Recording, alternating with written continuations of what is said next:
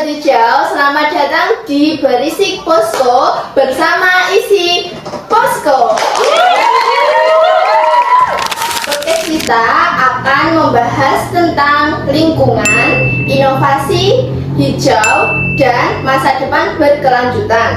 Saya Anggun, dan di episode kali ini akan membahas sesuatu yang sangat keren dan inspiratif, yaitu Green School. Yuk kita kupas bersama. Yuk kita bahas bersama, apa itu Green School. Saya bersama Kakak Fajar akan membahas apa itu Green School. Ya, jadi konsep Green School itu adalah sebuah konsep pembelajaran yang mana ini kita akan melibatkan sebuah akademik dan juga praktek lapangan. Bagaimana nanti siswa diharapkan tidak jenuh dengan cara pembelajaran kita. Kita akan melaksanakan dalam kurun waktu 3 hari. Jadi 3 hari ini per masing-masing sekolahan. Kita di sini ada 3 lembaga sekolah yang kita jelajahi nanti, dan kita bagi dengan tim kita. Ya, mulai hari pertama mungkin kita akan pengenalan soal apa itu geowisata atau geopark. Kemudian yang kedua adalah kita akan sedikit challenge bagaimana mereka itu bisa dan juga peka terhadap lingkungan. Kemudian yang ketiga bermain dan juga belajarnya itu. Kebetulan kita di sini ada 2 fokus wisata, geowisata yang kita hari ini tengah garap dan godok. Yang pertama bangun adalah Sumber Balan, kemudian yang kedua adalah Gua Susu Gundel. Ini adalah potensi yang sangat bagus di Desa Soko. Jadi kita harus memperkenalkan ini kepada anak-anak usia dini. Makanya ini harus kita tanamkan pada program Green School ini. Ya, itu kira-kira seperti itu. Ya. Dan pertanyaan berikutnya yaitu apa yang membuat Green School itu menjadi hal yang unik? Ya, jadi kenapa Green School itu menjadi unik, Pak Gun? Karena kita ada 3 sebuah konsep yang kita gabungkan. Yang pertama adalah filosofi pendidikan, itu ada akademik, kemudian kreativitas dan juga kemandirian. Ini yang menjadi fokus kita. Mengapa Green School ini nanti akan jadi unik dan berbeda dari yang lain. Terus kemudian yang kedua adalah bagaimana anak itu akan lebih aktif daripada biasanya. Kalau kita ngomong soal pembelajaran biasanya soal matematika, kemudian IPA, bahasa Inggris itu kan jenuh. Ditanya 1 tambah 1 jawabnya 2, kayak gini itu yang nantinya akan kita bedakan di konsep ini, sehingga bagaimana nanti teman-teman konsep. Yang terakhir adalah bagaimana kita memacu daya kognitif. Daya kognitifnya adalah anak-anak ini akan kita ajak berpikir kritis. Bagaimana sih kalau wisata atau alam ini ketika tidak ada mereka ini seperti apa gitu. Dan juga nanti efeknya ya kan, ternyata sepengaruh ini loh kita terhadap wisata itu. Kalau kita biarkan maka akan menjadi bencana, kemudian kalau kita sepelekan akan berubah menjadi bumerang untuk kita kan, kayak gitu. Sebenarnya harus kita edukasikan mulai sejak dini. Kira-kira seperti itu. Untuk pertanyaan berikutnya, apa yang menjadi potensi untuk mendukung dalam program Green School itu? Oke, jadi kalau kita bicara potensi, hari ini kita mengantongi beberapa potensi.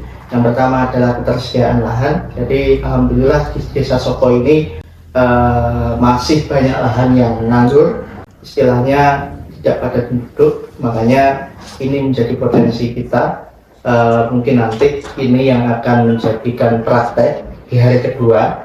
Ini yang akan kita berikan kepada anak, bagaimana di lahan ini kita bisa ngapain aja sih. Nah pastinya kalau mau tahu ya nanti lihat gitu keseruan kita. Nggak mau saya bercerita di sini, ini mahal kan gitu ya. Terus kemudian yang kedua adalah bagaimana mengolah sebuah sampah limbah atau kompos, ya, karena kita setelah observasi ternyata masih banyak limbah-limbah yang belum bisa dimanfaatkan, sehingga ini harusnya penting bisa menjadi pupuk untuk melestarikan alam. Nah ini nanti akan kita praktekkan. Yang kayaknya kita nanti akan buat challenge soal itu. Jadi bagaimana anak ini bisa berpikir kritis. Misalkan kita buat challenge buat pupuk kompos ya. Nanti siapa yang bagus hasilnya ya, siapa yang kreatif itu akan menjadi juara. Ya, kalau mungkin dari teman-teman insya Allah nanti hadiahnya paket umroh. Tapi bercanda ya.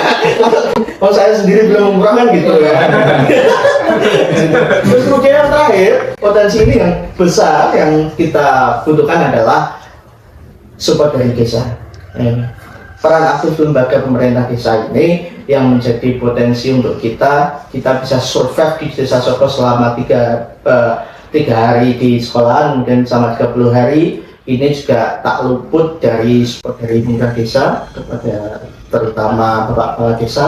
Ini sangat-sangat menerima kita ya, terutama dalam program yang kita godok-godok kita akan lakukan dalam seminggu ke depan, yaitu Green School gitu.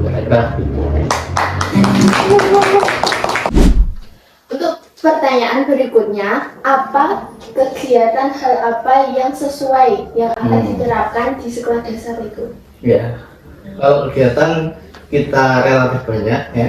Yang pertama tentu ini tak spill hari ini. Ya, secara garis besar saja. Maksudnya yang pertama tentu kita ngomong soal geopark. Kan pasti anak-anak itu ya mungkin ada yang sudah tahu karena memang hari ini itu yang diunggulkan oleh pemerintah Kabupaten Bojonegoro adalah soal geopark.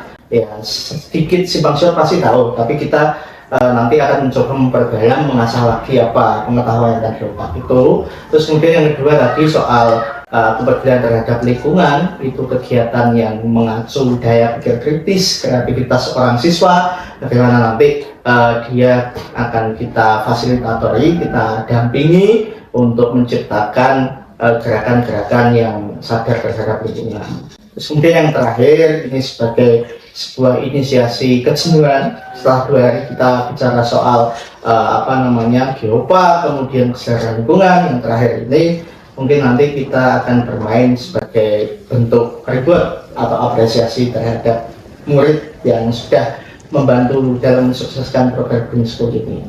Ya, harapannya program Green School ini walaupun besok ini hanya terlaksana seminggu dari kita berharap audiensi kepada sekolah semoga ini menjadi muatan lokal, sebuah belajar atau mata pelajaran muatan lokal yang bisa diteruskan, yang bisa berkelanjutan sehingga kepedulian terhadap lingkungan dan wisata ini terus seperti ini gitu.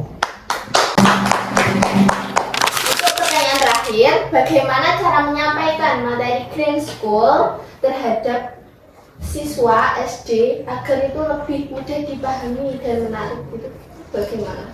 Ya, konsep kita untuk penyampaian pembelajaran yang pertama adalah kita melalui pembelajaran aktif. Jadi kita sering adakan komunikasi sama anak-anak sehingga tidak melulu soal kita ngomong di depan kemudian anak mendengarkan sampai selesai. Jadi kita menghindari metode-metode ceramah sehingga ini yang akan menjadikan dia itu jenuh kan gitu.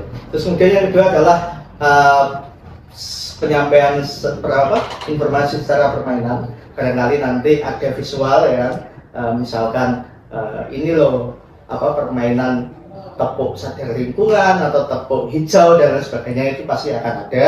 Terus kemudian kita juga rencananya nih ya, kita akan kunjungan lapangan ke dua wisata insya Allah. Bismillah aja. Ya itu kita agendakan supaya apa? Supaya kita tidak hanya ngomong, kita tidak hanya belajar, tapi kita tahu betul. Oh ini loh wisata yang harus diketahui masyarakat di sini. Yang biasanya dibuat mancing ternyata ini sebuah hidden gem kayak gitu. Terus kemudian yang terakhir adalah pesan-pesan yang kita sampaikan, bagaimana ini pembelajaran ini tentunya harus paling tidak outputnya 80%. Kita target capaian indikator keberhasilan kita harus 80%. Agar apa? Ini tidak menjadi hal yang mentah atau sia-sia ya, selama proses pembelajaran kita. Kira-kira seperti itu.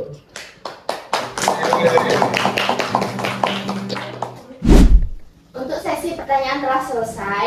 Di sini apakah Kak Fajar memiliki closing state untuk pesan dari untuk teman-teman gitu? Ya, closing start ya. Oke. Ya mungkin geopark teman-teman, lingkungan atau geopark itu tidak hanya sebuah wisata ya, dan wisata, tapi ini adalah sebuah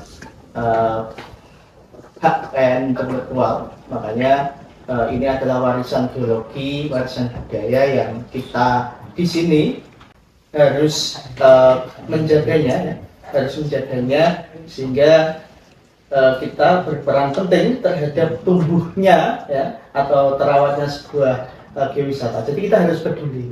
Kalau bahasanya teman-teman itu bahasa anak muda sekarang nanggung gitu. Kalau kita bisa jatuh cinta pada orang yang cuek ya, kenapa kita nggak bisa jatuh cinta sama bumi yang tiap hari ngasih oksigen terhadap kita kan gitu ya. Aku bergetar disentuh dia.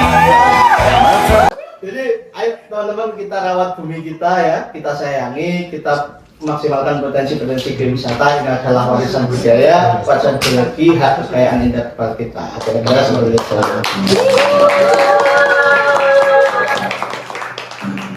Jadi teman-teman sudah siap belum membayangkan tempat sekolah kita yang bukan hanya untuk belajar tetapi juga bagaimana sekolah itu sebagai tempat tumbuh bersama alam. Siapa tahu suatu hari nanti sekolah di Indonesia dapat mengadopsi program ini, yaitu Green School, yang agar lebih luas lagi. Terima kasih sudah mendengarkan Berisik Posko bersama Isi Posko. Sampai ketemu di episode selanjutnya dengan cerita hijau lainnya. Jaga bumi, jaga hati.